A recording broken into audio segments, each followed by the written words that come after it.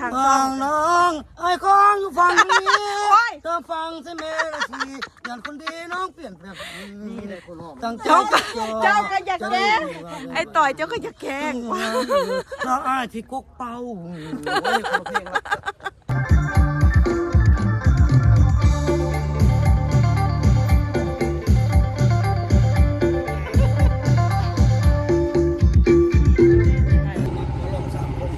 มาเสริมความงามวันนี้ไอ้ความงามฟุ้งกระจ่างเป็นนางเอกได้มานี่ได้แบบมานางแบบก็เลิศก็ได้มานางแบบให้ผู้บ่าวแย่งอยู่ในบักทุกคนมานี่ ฝากเด้อ ผักซ่องได้สง่า ฝากซ่องต่อยหันละซ่องใหญ่เด้ ท่านเพลงนี่ฮอดล้านวิวภายในเดือนหนึ่งนี่ที่แจกไปเลย10,000 กีบ มักหลายคักเจ้าเลย 10,000 กีบนี่ยังบ่แม่นได้10ทานได้ โอ้โห รางวัล10,000 กีบนี่คือ10ทานบ่แม่นทานละ10,000ได้10ทานกับคนละ1,000 กีบแจกไปเลย สบายดีทุกคนมือนี้สิพาทุกคนไปเบิ่งถ่าย MV เพลงทุกคนหรือว่าถ่ายลิปซิงเพลงของทางไอ้ง่าแล้วก็ไอ้ต่อยแล้วก็น้องทรายเสียงเหมือเด้อมือนี้เด้อตอนนี้กำลังสิเดินทางไปจ้าทุกคนกำลังกะเกี่ยมนักห้องของเขาก็แต่งหน้าแต่งตาแล้วเรียบร้อยแล้วเด้อ ขอบใจเด้อแค่ได้ยิน ส คำนี้ บา ก่ ย อน ดี ไป สบายดี สบายดีเด้อมีมิวสาวคำมว ไม่ น ดีเลยวันนี้แนวข่าวก็ได้ ที่ว่าลงเงินถึงย่ามมาเลย มิวสาวขมวนปากนางเลยเด้อ วันที่3ที่เดือน ทุกคนเด้อไปถ่าย มิว กินแน่ มวนบ่ อ ขายดีเลยขามมื้อนี้อือ ไปถ่ายเพลงบ้านบุงนาวาง ของหวานกับมัน ปัดฝุ่นใหม่ๆ3 คนต่อย1 คนสง่าสิทธิพลเสียงเหมือโคงบังนอ ผู้เฮ็ดดนตรีระบบว่าดอกอยู่เนาะนี่ใจตนกับผู้เฮ็ดดนตรีเฮ็ดตัวหมู่ดังเรารอดตายก็ผู้ดนตรีเซยอยู่ ต้องมันก็สินบุญเราตัดผม โปรเจกต์นี่เพลงนี่มี3คนเนาะ 3คน3ทาง อืม แต่ผู้ใหญ่หลอกกับหมู่ แม่นล่ะ ผู้อยู่กลางหลอกกับหมู่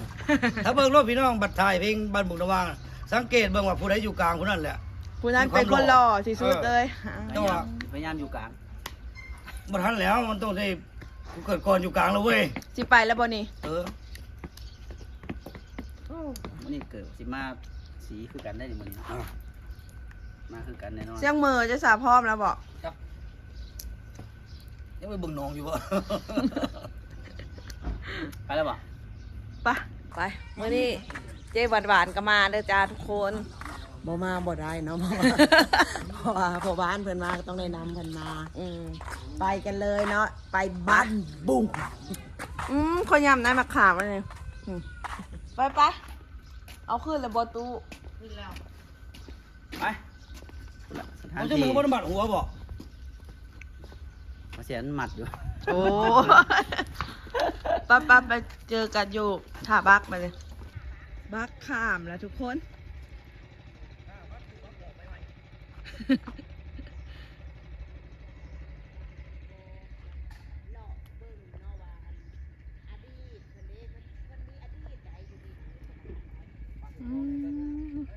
ป่ามักซารี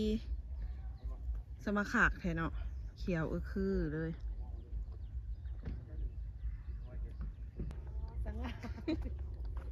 ทุกอย่างครบยกอยู่นี่ บอจะกินข้าววันนี้ค่ะ เราบ่ สุดเลย เปลี่ยนชุดบ่เฮ้ยเดี๋ยวก็นุ่งบ่พวกรอเลยสุดอ่ะเปลี่ยนบ่ เห็นพูดเห็นนั่นไอ้ง่าล่อเราจะเปลี่ยนสูตรและไอ้ต่อยก็ได้ รอแต่งยาวๆเลย เอาเพลงกันส้มสายเซฮะ เอาส้มใส่เซมันอยู่บนด่านบ่ได้ กันแต่พี่แต่เซแต่พี่แหละล่องลงไปนะบังไฟนะ สายเซคือกั เซบัง น ไฟ สบายดี17 คนแล้วไวเนาะ เอาส้มใส่เซ สบายดีลอง ยั เนี่ย งขาดเพิ่น พี่น้องฟ้าก็ถือมอง ต้นสบัดกระแทกไฟลองเพลงนะฮะ บุญเกิดห่วง ตัวน้ำปูอังล่างอยู่ พี่ไว้ลองเนาะ บุญเกิดห่วงร้องไว้ตั้งแต่เฮาวันเกิดพุ่นนี้บ้านบุงแล้วอะไรสานาวางสัญญาที่นาวางแต่ตามน้องสีจำปาน้ำท่วมบ้านด่านแล้วก็ยังก็บ้านด่าน บันดาล นรวมบ้านด่านแล้วเป็นยังก็บ้านด่านนาวางก็ อย่าข้อลืมแล้วกินหาดทรายนาวาง ใช่นะวาง มัน แล้วก็ มัน ส้มสายเซ่ ปลาตัวนะเห็นปะเนี่ย ลองแล้วก็มือเอจะมาคัดลอกใหม่ จัดเบิ่งจัก2ท่อน3ท่อนดู4ท่อนก็ได้ ส้ม เอ้ สาย ย เซ่ ก็มีแต่4 ป ท่อ ลาน ถึกมองขาว นางสมสายเซวมน้องเมื่อยามสายยันอายคิดเห็นทุกคืนทุกวัน ใจไฟฝันมาหลายเวลา ถึงจะไกลจากผ้าไกลอะไรห่วงหา ภาพนั้นยังจำติดตา ดังเฮือนาวาหัวหนูก็คือสดลาบอยู่นี่มันเป็นไรมันว่ามันเขินเลยเว้ยมันเขินเลยคนเฮาเลยมันจะได้ง่ายแล้วมันเป็นหานดำ เบาเสียงเหมือก่อนเด้อมาที่ไทย ๆเออ บ่ได้ ถ่ายนางเอกมา บ่ได้เจอกันมาขามใหญ่เขาไว้เนาะอ๋อ ดกอีก หน่วยอุดรูดคักนะเว้ย เต็มกุ๊ก เนาะมันคือมันบ่ตัวเลยได้ฮะ คือมาบ่อนเซ็ตเลย แจ๋วสุดแจ๋ว บ้านบุงฝากนั่นเป็นบ้านบุง คนน้อยอยู่มาแล้วครับ ฝั่งนี่ละเป็นฝั่งคำมวนแขวงคำมวนเมืองหนองบกทุกคนฝั่งนั้นละเป็นเมืองไซบุรีแขวงสวรรณเขต บ้านบุงนาวาง อันนี้แหละที่ไปที่มาของบ้านบุงนาวางทุกคนฝั่งนั้นเป็นบ้านบุงฝั่งนี้เป็นนาวางทุกคน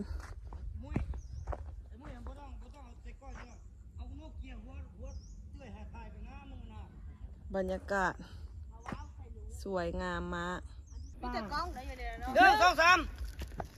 โอ้จอดโหดใช่ปะ เท่าไหร่ ประมาณนั้นแหละ ป้าตกเกือบตั้งกล้องบนทันทุกคน ก้านบ่ยังวะ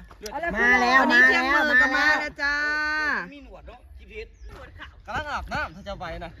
ทั้งอาบน้ำแต่งตัว5 นาที ยังเขาแต่งตัวสั่งตัวไปกำลังจะอาบน้ำ กูจื้อดูผู้ใหญ่ไว้เลยเนาะลูกอีหลอกกูยังบ่จื้อไปเห็นอยู่สวรรค์แปลกแต่ลุง เอิ้นมาแล้วแม่บักฮัมบานี่ตาล ปักเลย ขนาดฟ้าวยังสานะเดี๋ยวนี้ค่ะ ปักเลยมึงบอกบัก ใส่ ข้าม เกิ มา บ เนาะ กระพูกอยู่พี่กันไปแล้วสายังหวาน ก็แล้วอ่ะถ้าเจ้ามาต้องมาจัดแจงท้าสินะ เลยมาตะนงบกยังมันห้ามันอยู่เดี๋ยวนี้ค่ะโคตรแหละบัก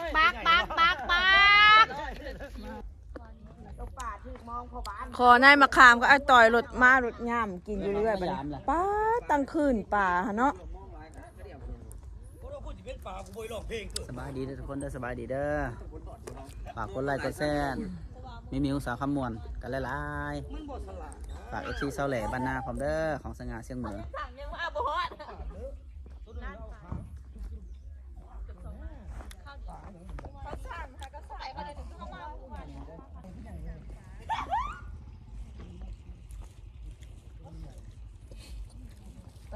ให้เจ้าพากันล่ออยู่นี่แหละ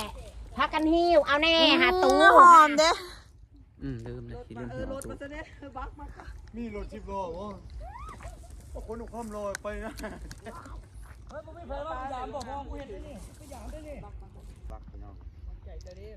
ปลาโจกเว้ยปลาโจกใหญ่เลย มุดอันนั้นไม่เฮ้ยก็จะเอามาหมด ถ่ายเพลงอย่างถ่ายเพลงอย่าง บ้านบุงนาวาง3 หนุ่ม 3 พลังหนุ่มเพราะว่า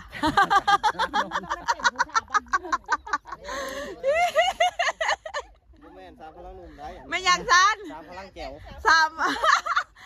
พลัง มันสิ แก้ว มันสิทับกันเนาะ มีแล้ว3พลังหนุ่ม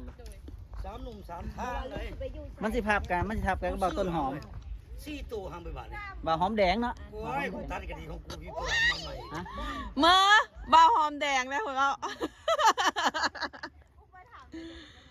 หอมแดงที่ญี่ปุ่น ทาบรีบนี่ อยู่เวียงหั่น แล้วก็ ใส่มาอะไร คันมัน จักน้อย เห็นแล้ว จะไปซะ ไม่ยัง คันมันบ่มักหอมแดงเห็นได้บ่เนี่ย รักแล้วเอาหอมยัง ใหม่ๆมากกระบาดเลย หอม อ๋ ยั อง หอมยังจับไปนี่ หางแดง ลูกหางแดงมันโบแม่นเลย ไก่ตีเลยไก่ตีมันก็ว่าหางแดงเลย ใช่ละบอกก็ยังสิ คันหอนแดงก็ได้หอนแดงก็ได้ ยกเป็นหอมแดงให้อันตรายอะต่อย เออ ถ่ายบ้านบุงระวางหนังเลยนี่เลย อืม ดังใหญ่เลยหนังบ้านบุงระวาง เจ้าก็เป็นพ่อนางเอกเพราะว่า แสดงบ่เป็น เรื่องแรกที่ เรื่องแรก แสดงหนังแมันบอก มือหนึ่งได้ทักเดียว อื เกือบตายบ่ ม คุ้ม นางเอกอันตอนนั้นเป็นสุดาเนาะสุดาพระเอกอะจิบมี่เฮาหลดย่ำนายมะขามขนาดเลย อันมานกันแบบนั้นแต่ว่านางเอกมานนะ อืม แม่นเจนางพอใจ โอ้ นักดาวระดับรุ่นแฮปปี้เวทเลยเจนาง ไปบักกะมาฮอดแล้วบัดนี้ กางเซ่ไปเลยเว้ย กาบกาบกาบ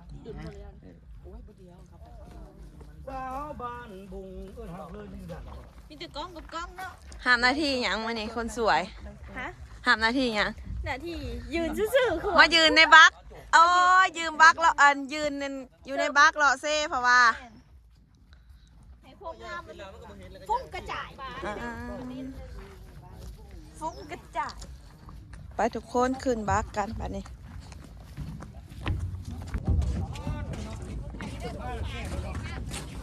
ตัวเองกันไล่สดอยู่หันนี่จ้ะ เนี่ยแก้ว โย บองยานี่ เป็นเหล่าบองยานั่นน่ะ น้ำมันแอดซางเลย บองพ่นแล้วนั่นน่ะ วูบขากเธอได้หา ซั เนาะ กไปเลยรีดสิบมันปุ่มมันปุ่มมันสิปุ่มเลยปอมมาเลย ใช่แน่มันผม มันตื่นมันตัวเลยอยู่เขาสปอร์ตกับเจ้าหลีอยู่แล้ว บ้าเขาจะไปถือพาสปอร์ตมา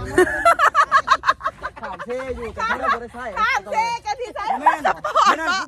ไปงานโจ้กูถือพาสปอร์ตมาปั้นเฮียอะไรมันคงเรียกได้ง่ายๆเลย เกินกามคลองเคยได้ใส่พาสปอร์ตได้ไอ้ต่อย บ้านอันเมืองตัวเมืองนี่คำโมโนครัวเราใส่คำโมโนครัวอันนี้นะบ่ได้ใส่พาสปอร์ต ไปงานรถ วันนี้สถานที่ถ่ายทำเนี่ย เข้าข้างไปได้นะไม่ว่าจะไหน เขาพูดโดยสารบ่ท่านมีผู้โดยสารตัว ชมบอกเอาพี่บอก ลองไปเอาลองเอาไปแล้วปล่อยลงมาลูกเอาไปให้เมนู ปลางามขนาดเลยบรรยากาศข้างเซ่นี่ ผู้หญิงยากมาอยู่กินนี่ขึ้นไปแล้ว บ่แล้วมาอันฝากป๋าดิค่ะ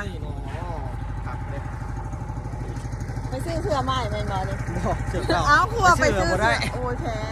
บ่มีไปซื้อแล้วบ่มีเงินไปซื้อ เอาแล้วอย่าว่าเป็นอย่าว่าเป็นตาอีโตนสงสารเล โอ้ ย ย เน เนา อะ ะหมักใจเด้ ปิดแล้วก็เป็นปิดแล้วก็บลูทูธให้จะเปิดกันกัน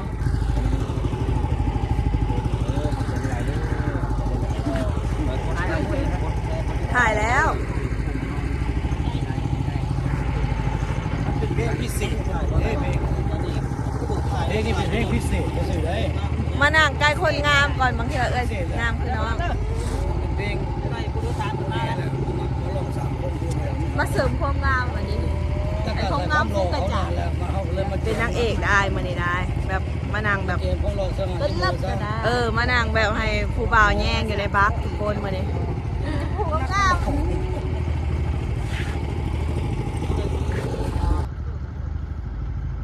ปลาทุกคนบรรยากาศ แคมป์ฝั่งเซ ฝั่งนั้นเมืองไซบุรีแขวงสวรรณเขตบ้านบุ่งทุกคน ฝั่งนี้แขวงขมวน มึง เมือง มา หน อ อง ยู่ บุ เพีย ก นี้มึงก็กลับคืนสู่ธรรมชาติเลย เอาโยโยโยโยโยโยเขาฝากเขาเจ้าฝากไปบ้านบุ่งนะคะเออ ปล่อยได้กู อย่าย่างไปเด้อมันบวบได้หาได้ไอต่อยเอ้ย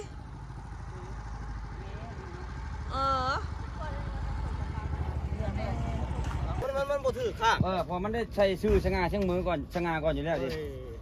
เอาไม่ใช่เอา ทั้งไหนทั้งหนา เอามาได้ด้วยป่ะ วันนี้งามแล้วบัดนี้ ไปป่านนี้ยังบ่ทันได้บ่ จะนำข้าวเด็ดได้นี่ เอาเด้อเพราะว่าตอนขึ้นต้นสำคัญเลยจ้ะ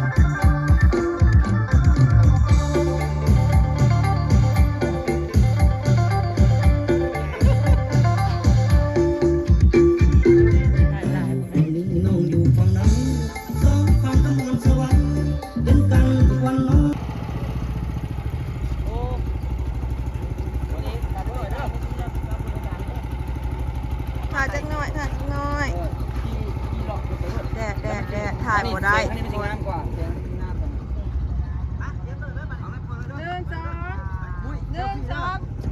ไปเลย นี่บรรยากาศสองฝั่งเซทุกคนถ่ายมานี่ก็ได้หลายเทคแล้วทุกคน2-3เทคแล้วตอนนี้สิไปหามเอาผู้โดยสารอยู่บ้านบุ้งทุกคนบ้านบุ้งนาวางฝั่งสวรรณเขตเมืองไซบุรีทุกคน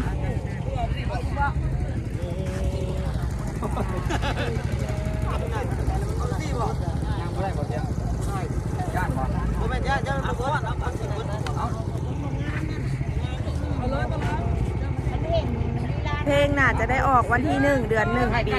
2026เลยทุกคนเด้อส่งท้ายปีเก่าต้อนรับปีใหม่เลยเพลงนี้ทุกคน ไปอยู่ตามอัธยาศัยเลยเด้อไป ทุกคนตอนนี้ก็มาหับเอาผู้โดยสารขึ้นบัสเมื่อบ้านนาวางแล้วทุกคน ป้าถึงมองเอาเจ้าของเขาบอกว่าเห็น มัน แล้ว ทางงานมือ ไปดีนะจ๊ะเด้อจ๊ะไปดีจ๊ะตาเอ้าไม่รู้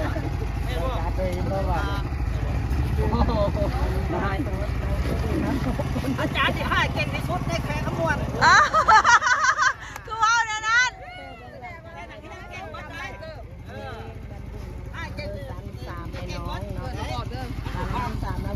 แตก3 ทีจะพูดได้ดีใจจะได้แสดงเพลงต่อหน้าอาจารย์เอาเลยมาลองกันไปแล้วถ้าหมดที่ดีไปโมไปพันไหนโอ้ยเห็นเชี่ยวเลยไม่ได้แล้วเราไม่ได้ไม่ได้คนเท่าแล้วก็รู้ได้มีหลายรุ่นเลยเนาะทำตัวเรื่อยสวยหอมข้าว น้องมิวสาวกระมวลวันนี้ก็ได้มาถ่าย ฝากติดตามเลยเด้อทุกคนเด้อ ติดตามนางเลยเด้อกำลัง ขอบใจ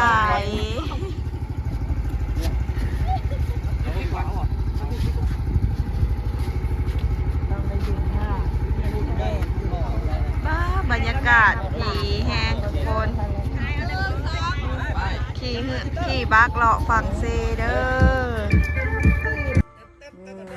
ตอนนี้บักก็มาส่งผู้โดยสารขึ้นไปเรียบร้อย ในการถ่ายทำก็น่าจะแล้วแหละทุกคน เอาไปว่าเอาของมือนี่ได้เสียงมั้ง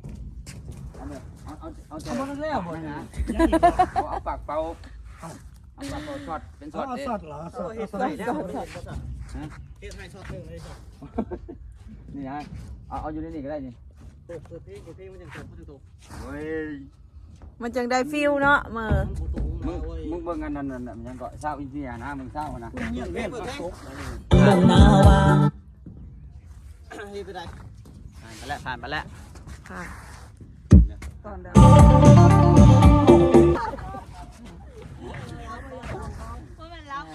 สำเร็จจ้าถ่ายลิปซิงเพลงวันนี้ โอ้ยขักเด้โอ้ยเพลงอะไรก็บทถ่ายขักเพลงนี้ แม่นบ่ ได้อันขี่บักรอเซ่เนาะมือ ที่เฮือง เออบักเออ เด็ดไปเนาะ สำเร็จไป สำเร็จแล้ว มันถ่ายมานี่นะ สามไอ้น้องเลยเนาะบ้าน เป็น ฟ้า เป็นเพลงพิเศษสง่าเสียงเหมือกูว่าดีเป็นตัวเดียวพ้นอยากอยู่ด้านกลางว่ามันหนาวคนลุกได้ น้องตุ้มอ้ายน้องตุ้มอ้าย ว่าแม่นคนหัวลูกปุ่นว่าเพื่อปันคนหัวมีเนาะ โอ้ยไปเจ้าก็ได้ มันหนาวลูกปุ่นอยู่ด้านกลางนักห้องร้อยล้านมันจะตายปุ่นบ่อยากไหวแล้วมันคือ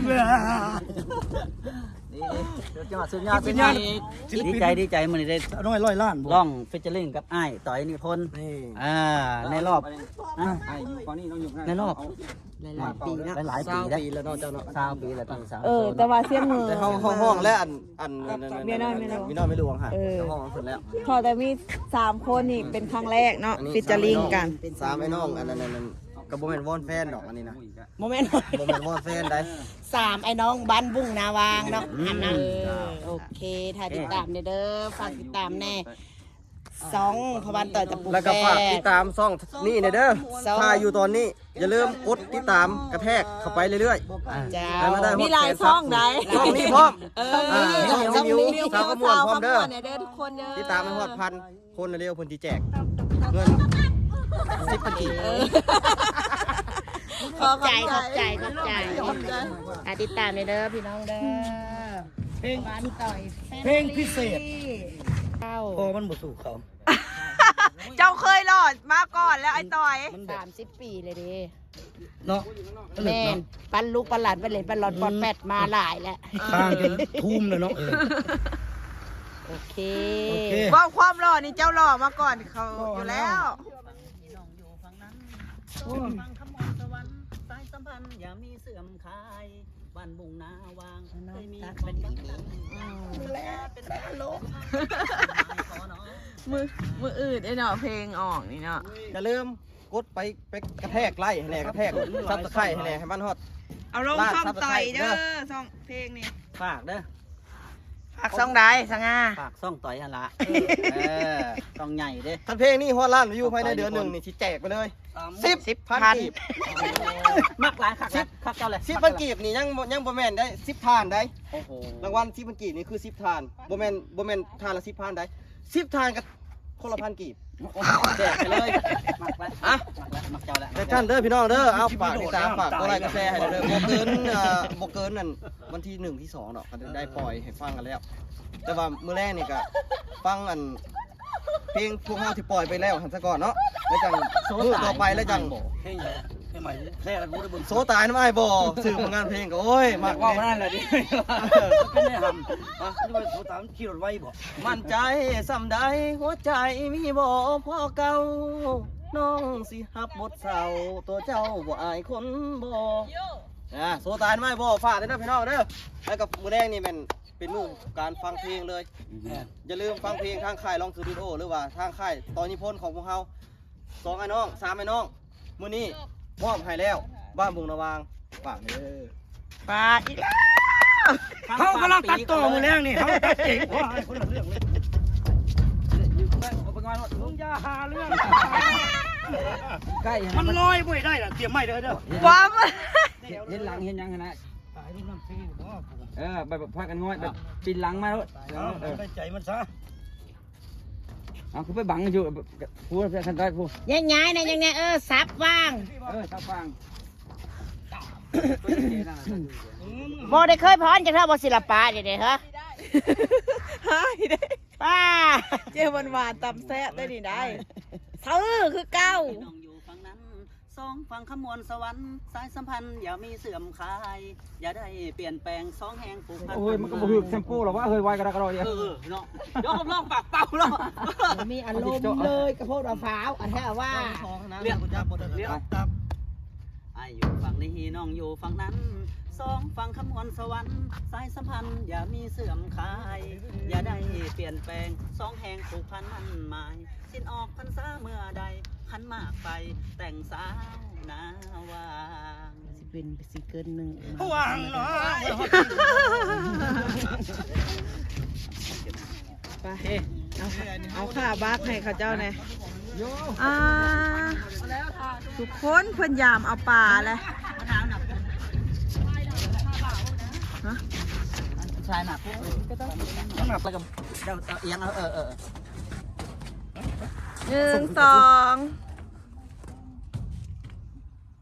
โอ้ยคักเด้คักเด้ ภาพนี้แม่นี่ภาพนี้นี่ เอาแล้วก็ภาพนี้มันเขายิ่งใหญ่นี่สู้ให้เลยนี่แล้ว อันนี้มันจะบุถ่ายเป็นวิดีโอแล้วจำ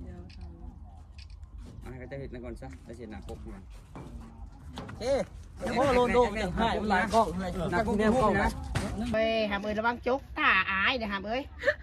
เลือกอะไรทอดขาฮะ เอาเรียวมึงก็เนาะมึงลองไปหาหมอละ อันนี้คือเดียวมันเป็นสอง สามคนนี่นะ กำกับปั้นไม่จะพูดนะ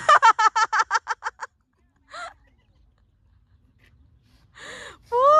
ดแล้วโอ้ย น้อง หมดแล้วครับผมหมดแล้วครับ จะลืมเลย เป็นกินหมดเป็นอันชีวิตไหนน้องอันนั้นเนาะเขาเป็นจุดบอดของคนนั่นน่ะ ตอนนี้ก็ถ่ายแล้วละจ้าถ่ายติดตามมืออื่นทางช่ ฟั อง ง น้องไอ้กองอยู่ฝั่งนี้